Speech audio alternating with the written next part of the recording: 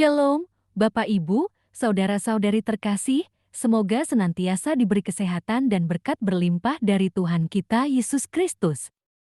Marilah berdoa dalam nama Bapa dan Putra dan Roh Kudus.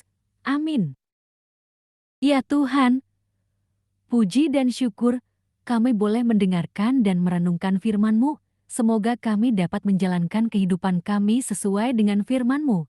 Amin. Renungan Harian Katolik, Senin 18 April 2022, Bacaan Injil, Matius 28, 8 sampai dengan 15.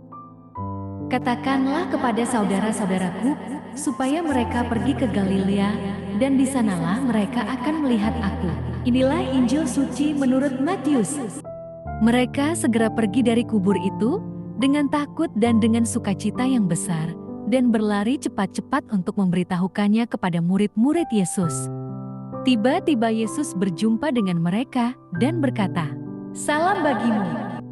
Mereka mendekatinya dan memeluk kakinya serta menyembahnya. Maka kata Yesus kepada mereka, "Jangan takut, pergi dan katakanlah kepada saudara-saudaraku, supaya mereka pergi ke Galilea, dan di sanalah mereka akan melihat aku." Ketika mereka di tengah jalan, datanglah beberapa orang dari penjaga itu ke kota dan memberitahukan segala yang terjadi itu kepada imam-imam kepala. Dan sesudah berunding dengan tua-tua, mereka mengambil keputusan lalu memberikan sejumlah besar uang kepada serdadu-serdadu itu dan berkata, "Kamu harus mengatakan bahwa murid-muridnya datang malam-malam dan mencurinya ketika kamu sedang tidur. Dan apabila hal ini kedengaran oleh wali negeri, kami akan berbicara dengan dia, sehingga kamu tidak beroleh kesulitan apa-apa."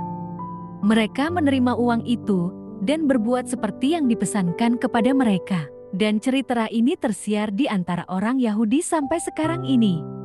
Demikianlah Injil Tuhan. Terpujilah Kristus. Renungan Injil, fakta menjadi dusta. Saudara-saudariku terkasih, ternyata tidak semua orang yang menyaksikan kebangkitan Yesus otomatis mempercayai informasi tersebut. Contohnya para prajurit penjaga kubur Yesus. Mereka tahu dengan pasti bahwa mustahil menggulingkan batu besar penutup kubur Yesus. Lagi pula, mereka menyaksikan gempa terjadi dan mengetahui siapa pelaku sesungguhnya. Apa yang dialami para serdadu tidak jauh berbeda dengan kedua perempuan murid Yesus. Anehnya, respons kedua belah pihak sangat bertolak belakang.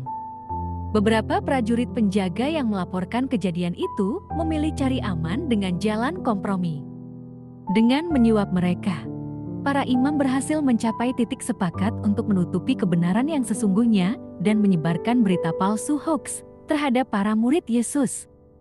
Untuk urusan pertanggungjawaban kepada wali negeri, para imam kepala memberikan jaminan keselamatan kepada para prajurit tersebut.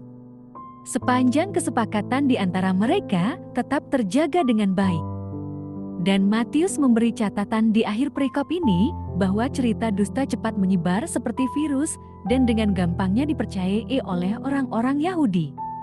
Berbeda halnya dengan kedua wanita murid Yesus yang dengan berani menceritakan kisah kebangkitan Yesus apapun risikonya. Keberanian mereka dipicu oleh rasa sukacita menyaksikan janji Yesus mengenai kebangkitan tubuh dan hidup kekal merupakan keniscayaan. Dalam hal ini, kita melihat seolah-olah uang dapat membungkam kebenaran dan hati nurani seseorang dapat dibeli. Demi keselamatan jiwa, para prajurit penjaga menutup mulut dan melakukan upaya memutarbalikkan kebenaran menjadi dusta. Memang lidah tak bertulang. Sangat mudah bagi manusia untuk memutarbalikkan fakta, sekalipun itu melanggar hati nurani dan kebenaran Tuhan. Sebagai anak-anak Tuhan yang telah mengalami kuasa kebangkitan Yesus, hendaknya hanya kebenaran Tuhan saja yang diberitakan, bukan kebohongan maupun dusta. Amin.